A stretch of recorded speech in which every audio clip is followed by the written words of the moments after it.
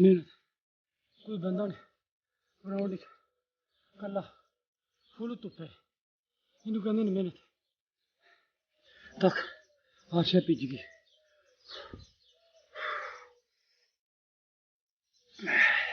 बिस्मिल्लाहिर्रहमानिर्रहीम अस्सलाम वालेकुम वरहमतुल्लाहि वबरकातुहू। सारे भाई और बहनों को मेरी तरफ से सलाम। उम्मीद करता हूँ कि आप सब खैर खैरियत से होंगे। आज की जो वीडियो है सॉरी आज की जो वीडियो है बड़ी कंट्रोवर्शियल बड़ी मतनाज़े हो सकती है। इस पर शायद लोग तनकीद भी करेंगे और मुझे दाद भी देंगे और मेरी बात से शायद कुछ लोग इत्फाक भी करें। सॉरी यार, गर्मी में मैंने 2 किलोमीटर दौड़ लगाई है तो उस वजह से जो है ना गला सूख गया। अगर मेरी वीडियो आप पूरी देखेंगे शुरू से लेके एंड तक देखेंगे तो फिर आपको सारी बात की समझ आ जाएगी। फिर आप फैसला कर सकते हैं कि आपने मुझ पर तनकीद करनी है या मेरी बात से इत्फाक करना है। आज मैं जो बात करने लगा हूँ वो मेरे दिल की बात है। शायद वो कंट्रोवर्शियल भी हो सकती है, मतनाज़े भी हो सकती है, लेकिन जो दिल में बात हो वो कर देनी चाहिए। आजकल हर बंदा सोचता है, कोई छोटा है मैं यूरोप चला जाऊँ, कोई जवान है मैं यूरोप चला जाऊँ, कोई बड़ा है कोई बूढ़ा है मैं यूरोप के किस तरह पहुँचूँ। यूरोप आने के तरीके, यूरोप आने के चक्कर में हर बंदा लगा है। मैं तो कहता हूँ हमारे ज़िला गुजरात तहसील खारियाँ में अगर कोई बच्चा पैदा होता है तो वो फ़ौरन सोचना शुरू कर देते हैं कि इसका किसी तरह पासपोर्ट बनवाएं और इसको यूरोप के लिए भेजें। अगर आप मेरी वीडियो, मैंने शुरू में कहा है कि अगर एंड तक आप देखेंगे आपको मेरी बात की समझ आ जाएगी और मैं आपको क्लियर भी कर सकूँगा जो बात मैं कहना चाहता हूँ। एक 17 साल का 17 साल का एक बच्चा है, यूट्यूब की मेरी वीडियो पर कमेंट्स करता था, हर किस्म का शेंगन वीज़ा यूरोप का किस तरह मिलता है, हर किस्म के सवालात उसने किए। फिर उसने मुझसे व्हाट्सएप नंबर ले लिया। व्हाट्सएप पे कहता है कि स्पेन का शेंगन वीज़ा किस तरह मिलता है। मैंने कहा स्पेन जारी नहीं करता या मुझे नहीं पता कहाँ से मिलता है। फिर उसने जनाब बोला कि स्पेन वर्क परमिट देता है, किस तरह देता है। मैंने कहा कि स्पेन वर्क परमिट नहीं देता। काफ़ी बहस मुबासा काफ़ी दिन यहाँ पर हुआ इस मौजू पे। फिर वो कहता है कि स्पेन विज़िट वीज़ा किस तरह देता है। मैंने उसको कहा कि स्पेन विज़िट वीज़ा नहीं देता। इस पर भी काफ़ी बहस मुबासा हुआ उसके साथ। फिर और मुख्तलिफ वीज़े वो पूछना शुरू कर दिया। फिर यूरोप के बारे में मसलन वो किसी तरह से, मैं उसका नाम नहीं ले रहा, वह किसी तरह से ये मौजू चेंज नहीं कर रहा था। बस उसका तकरीबन उसकी सोच थी कि मैं 18 साल का होने से पहले यूरोप पहुँच जाऊँ या 18 साल से भी पहले। वो हर किस्म के सवालात मुझसे करता था। जब मैं कहता हूँ कि इस तरह वीज़ा नहीं मिलता वो उस पर बहस मुबासा, जब मैं कहता हूँ इस तरह वीज़ा नहीं मिलता वो इस तरह बहस मुबासा। स्पेन भाईजी शेंगन वीज़ा, वर्क परमिट और विज़िट वीज़ा स्पेन जारी नहीं करता, आप सबको भी बता रहा हूँ। और उसके अलावा ये एक बंदा है, उसकी आपको स्क्रीन पर तस्वीर नज़र आ रही है।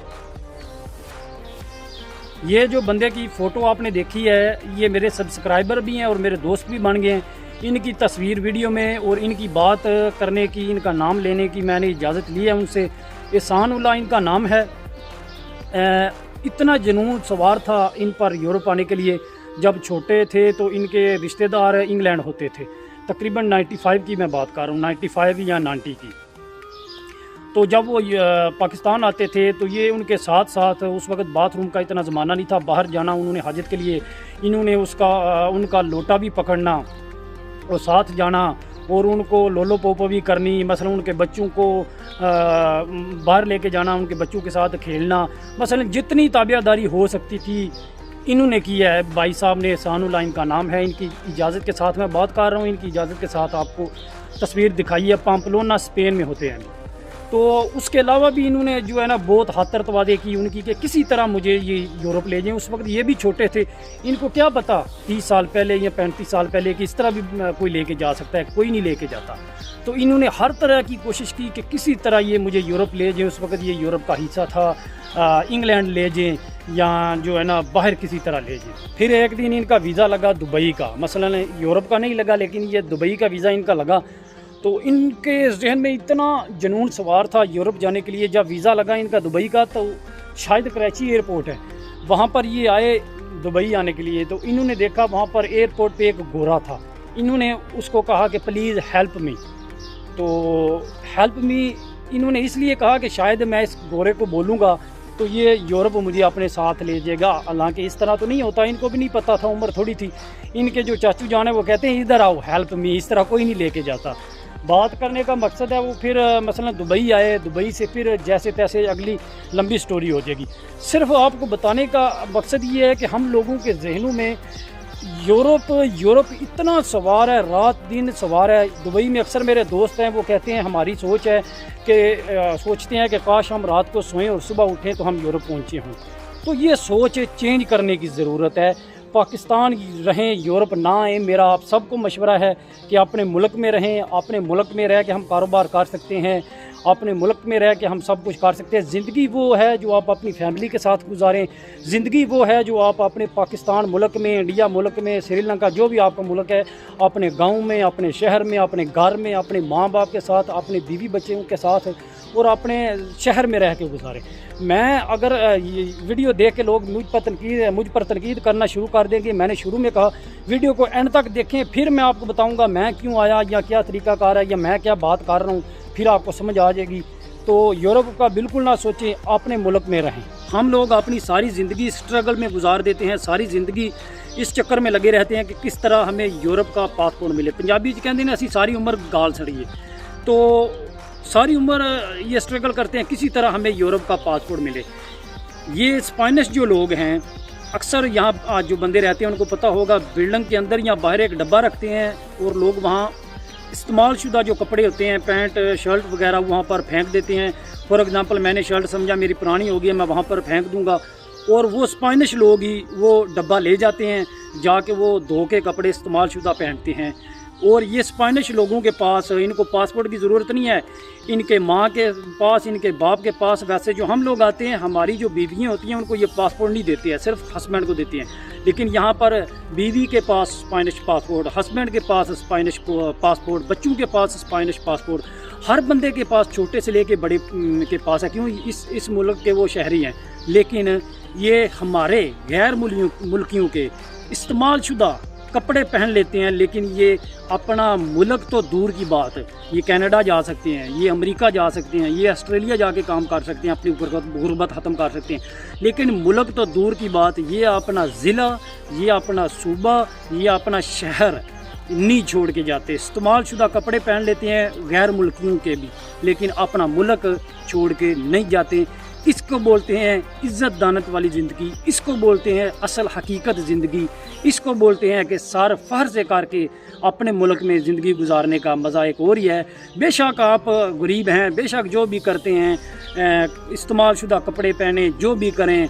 मसलन अगर हम अपने मुल्क में रहें, मेरा जो तजर्बा है, जो मेरी सोच है, यहाँ यूरोप की बानिस्बत हमारे अपने मुल्कों में काम करने के मसलन वसाइल, काम करने की अपॉर्चुनिटी, कारोबार करने के मसलन मौके ज़्यादा हैं बनिस्बत के यूरोप के। स्पेन में अगर कोई बंदा दुकान बनाता है और एक वर्कर रखता है काम पे और 3 माह का किराया दुकान का और 3 माह का टैक्स, और जो बंदा उसके पास काम करता है 3 माह का उसका टैक्स, ये सब मिला के पाकिस्तान बंदा 2 कारोबार शुरू कर सकता है।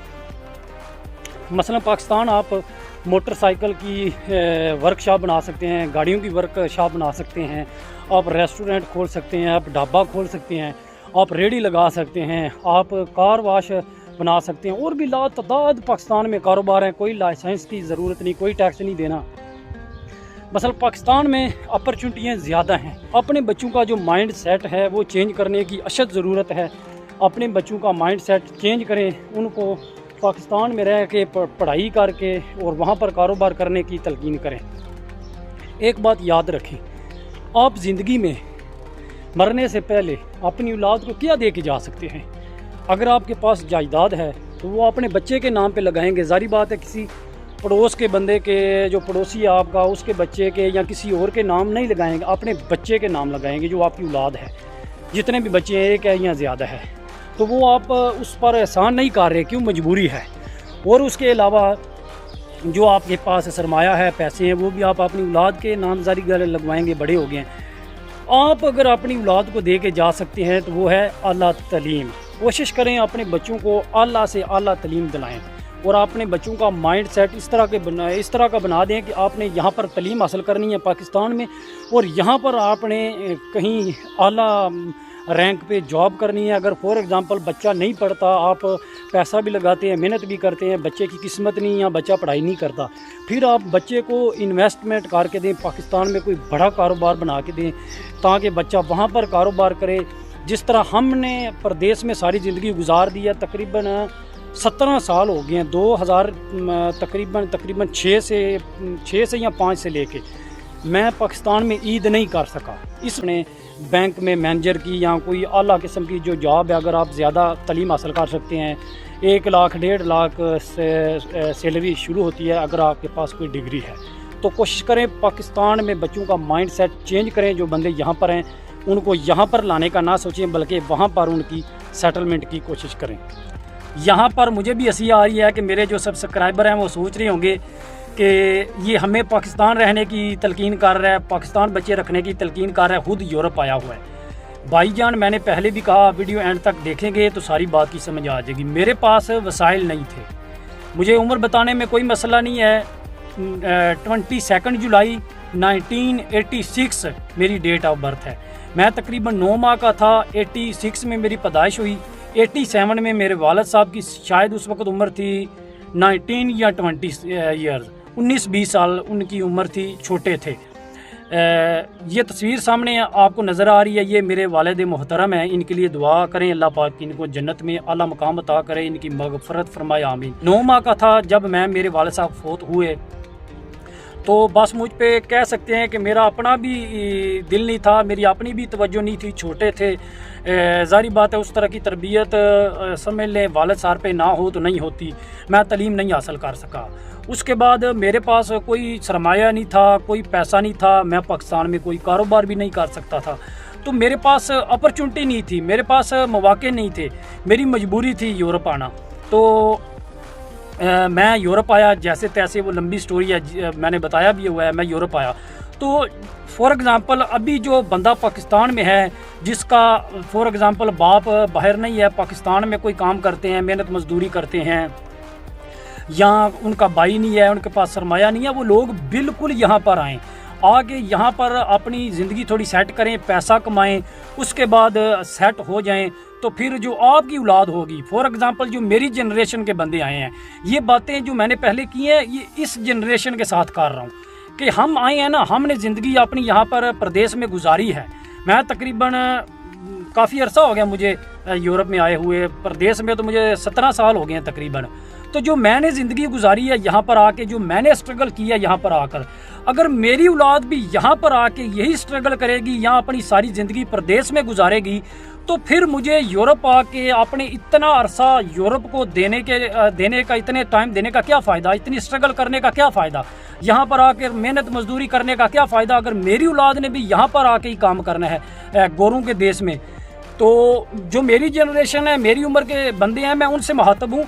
जिनके पास वसाइल नहीं है वो बिल्कुल आएँ, आप आकर अपनी जो ज़िंदगी है उसको थोड़ा सेट करें, लेकिन फिर आप अपनी औलाद को वहाँ पर रखें। तो मेरी जो उम्र के बंदे हैं, मैं उनसे मुखातब हूँ कि आपने पैसा कमाया है, हमारे पास नहीं था, हमने आके यहाँ पर पैसा कमाया है, तो अपने बच्चों को अल्लाह से अल्लाह तालीम दिलाएं पाकिस्तान, और पाकिस्तान रखें, वहाँ पर कारोबार बना के दें, वहाँ पर अच्छी जॉब लगाएं। अगर वो डिग्री हासिल कर लेते हैं, पढ़ लेते हैं, अल्लाह तालीम हासिल कर लेते हैं, तो फिर उनकी जो जनरेशन होगी, उनकी जो नस्ल होगी, नेक्स्ट जनरेशन उनकी जो होगी, जो नस्ल होगी, वो पाकिस्तान में रहेगी और VIP ज़िंदगी अपने मुल्क में रह के गुजारेगी, चाहे वो इंडियन हो, चाहे वो पाकिस्तानी हो, चाहे किसी बांग्लादेशी हो या कोई और मुल्क हो। तो जो मज़ा अपने मुल्क में रह के ज़िंदगी गुजारने का है, मैं बार बार इस वीडियो में ज़ोर दे रहा हूँ, वो किसी और में नहीं है। मैं हर हाल में अल्लाह का शुक्र अदा करता हूँ। पाकिस्तान में था तब भी, यहाँ पर हूँ तब भी अल्लाह का शुक्र अदा करता हूँ। मैं बुरे से बुरे हालात में भी अल्लाह का शुक्र अदा करता हूँ। लेकिन मैं एक बात कह रहा हूँ कि अपने मुल्क में रह के जो ज़िंदगी गुजारने का, अपने गाँव में, अपने शहर में, अपने घर में, वो उस ज़िंदगी के साथ कोई कंपैरिजन नहीं है। अगर आप न्यूयॉर्क चले जाएं, आप टोरंटो चले जाएं, आप टोक्यो चले जाएं, आप मैड्रिड बार्सिलोना चले जाएं, लेकिन अपने मुल्क में अपना मुल्क अपना ही होता है, उसका अपना ही मज़ा है।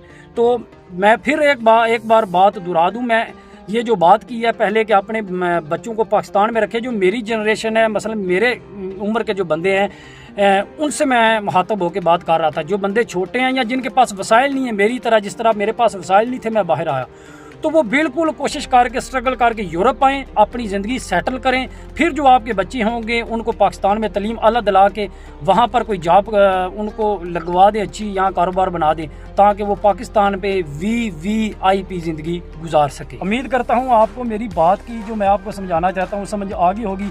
जब मैंने वीडियो शुरू की, बातें करनी शुरू की, आप में से अक्सर लोग ये सोच रहे होंगे कि आज इसको जो है ना कॉमेंट्स में जो है ना तनकीद करनी है, क्रिटिसाइज़ करना है, लेकिन वीडियो आपने सारी देखी। मैं जो बात आपको समझाना चाहता हूँ, उम्मीद करता हूँ कि आपको बात की समझ आ गई होगी। परदेश में कोई ज़िंदगी नहीं है, हम मजबूरी के लिए आए हैं। और अक्सर लोग बोलते हैं और यूरोप में क्या है, और यूरोप में खजल हवारी, यहाँ पर आए मेहनत मजदूरी करनी पड़ती है, और ये जलालत है। मसलन मैं नाशुक्री नहीं कर रहा, मैं इस तरह की नाशुक्री नहीं कर रहा, मैं सिर्फ ये कह रहा हूँ कि बच्चों को पाकिस्तान में रखें और पाकिस्तान में अपने मुल्क में रह के VVIP ज़िंदगी गुजारें, अच्छा कारोबार करें, अच्छा बिजनेस करें, अच्छी जॉब करें। नाशुक्री मैं किसी मकाम पे नहीं कर रहा। अक्सर शायद लोग ये कहेंगे यूरोप आया ये नाशुक्रियाँ, इस तरह की बात जो लोग अक्सर करते हैं, मैं नहीं करता। मैं हर हाल में अल्लाह का शुक्र अदा करने वाला हूँ।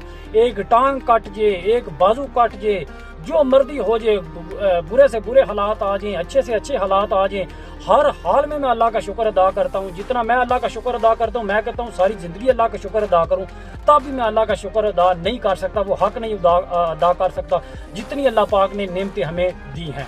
तो ये सिर्फ बात करने का मकसद है कि प्रदेश में ना आके ज़िंदगी अपनी गालें। अगर हमने प्रदेश में आके ज़िंदगी अपनी स्ट्रगल में गुजार दी है, तो हमारे बच्चे यहाँ पर आके प्रदेश में ज़िंदगी स्ट्रगल की ना गुजारें। इस तरह के मैं लातादाद दोस्तों को, बंधुओं को जानता हूँ, जिन लोगों को तकरीबन 10 साल बाहर हो गए हैं, 20 साल हो गए हैं, 30 साल 50 साल तक के लोगों को मैं जानता हूँ। बल्कि पूरी ज़िंदगी, 50 साल एक पूरी ज़िंदगी होती है, पूरी ज़िंदगी उनकी गुजर गई है बाहर। उनके जो बच्चे हैं उनकी ज़िंदगी बाहर गुजर गई है, बच्चे उनके अपने मुल्क नहीं जा सके, ये भी कोई ज़िंदगी है। हर बंदे की अपनी राय है। मेरी जो राय है मैंने आपके साथ शेयर कर दी है। आपकी जो राय है आप नीचे कमेंट्स में कर सकते हैं, आप तनकीद भी कर सकते हैं, क्रिटिसाइज़ भी कर सकते हैं, अप्रिशिएट भी कर सकते हैं, वीडियो को लाइक भी कर सकते हैं, डिसलाइक भी कर सकते हैं। इस वीडियो पे हर बंदे को आम इजाज़त है। यार मैंने पहले भी आपके साथ कहा था कि अगर मुझसे आपने रब्ता करना है तो आप फेसबुक पे करें, लेकिन फेसबुक पे कोई भी नहीं करता। अगर मुझे आप फॉलो करना चाहते हैं तो नीचे वीडियो के डिस्क्रिप्शन में मैंने लिंक दिया है, वहाँ पर क्लिक करके आप मुझे फेसबुक पर फॉलो कर सकते हैं। और ये स्क्रीन पे आपको नंबर नज़र आ रहा है, ये मेरा व्हाट्सएप नंबर है, मैं हर बंदे को देता हूँ। मुझे कोई पाकिस्तानी मैसेज करे, मुझे कोई इंडियन मैसेज करे, मुझे कोई बांग्लादेशी श्रीलंकन मैसेज करे, मुझे कोई हिंदू मैसेज करे, मुझे कोई सिख मैसेज करे, मुझे कोई ईसाई मैसेज करे, मुझे कोई किसी भी मज़हब से लोग कोई बंदा हो मैसेज करे, मैं इंशाल्लाह कोशिश करता हूँ कि हर बंदे को जवाब दूँ। अगर मेरे बोलने से, मेरे बताने से, मेरा उसके साथ बात करने से वो खुश हो जाता है या उसका भला हो जाता है, तो मैं बिल्कुल ये काम करने के लिए तैयार हूँ। अगर आप मुझे एक मैसेज करेंगे, मैं आपको 2 मैसेज करूँगा। इंशाल्लाह मैं पूरी कोशिश करता हूँ कि हर बंदे के साथ तामन करूँ, जिस हद तक हो सके मेरी जो छोटी सी मालूमात है आपके साथ शेयर करूँ। अक्सर मुझे लोग मैसेज करते हैं तो बाज़ दफ़ा मैं बिज़ी होता हूँ या मैसेज काफ़ी ज़्यादा होते हैं, तो 2-3 दिन बाद मैं मैसेज का जवाब देता हूँ, तो वो बड़े खुश होते हैं, जी बड़ी मेहरबानी आपने मैसेज का जवाब दिया। भाई जी इस तरह की कोई बात नहीं है, इस तरह की ज़रा भी कोई मेरे दिल में बात नहीं है। मैं हर बंदे की दिल से रिस्पेक्ट करता हूँ, लेकिन सिर्फ मसला ये है बाज़ दफ़ा मैं काम पे होता हूँ या मैसेज काफ़ी ज़्यादा होते हैं, तो फिर मेरे पास टाइम नहीं होता वो मैसेज सुनने का, तो इसलिए काफ़ी दफ़ा लेट हो जाता हूँ। तो उसके लिए महसूस नहीं करना है। तो वैसे इंशाल्लाह मैं हर बंदे को जो है ना रिप्लाई ज़रूर करता हूँ, अपनी हर मुमकिन कोशिश करता हूँ कि जो मुझसे पूछ रहा है मैं उसके साथ मालूमात शेयर करूँ। बहुत मेहरबानी, शुक्रिया जितने लोग वीडियो देखते हैं, जितने लोग लाइक कमेंट्स करते हैं, जितने लोग मुझे व्हाट्सएप पर मैसेज करते हैं, सबको प्यार भरा सलाम। और जितनी बहनें मेरी वीडियो देखती हैं, लाइक करती हैं, शेयर करती हैं और चैनल को सब्सक्राइब कर रही हैं, सब बहनों को मेरा दिल से सलाम। आज की वीडियो यहाँ पर मैं वाइंड अप करूँगा। मेरा जो आज का एक मैंने अपना टारगेट सेट किया था, अल्हम्दुलिल्लाह वो मैंने अचीव कर लिया। रनिंग और वॉक का वो अल्हम्दुलिल्लाह आज मैंने अचीव कर लिया। तो वीडियो को भी मैं यहाँ पर करूँगा वाइंड अप। तो उम्मीद करता हूँ आपको वीडियो ज़रूर पसंद आएगी। वीडियो पसंद आए इसको लाइक कर दें और शेयर कर दें। तो इंशाल्लाह किसी और वीडियो में आपसे दोबारा मुलाकात होगी। अपना बहुत ज़्यादा ख्याल रखना, ढेर सारा प्यार। और जितनी बहनें देख रही हैं सब बहनों को एक बार फिर सलाम। अपना बहुत ज़्यादा ख्याल रखें। अल्लाह हाफिज़। पाकिस्तान जिंदाबाद।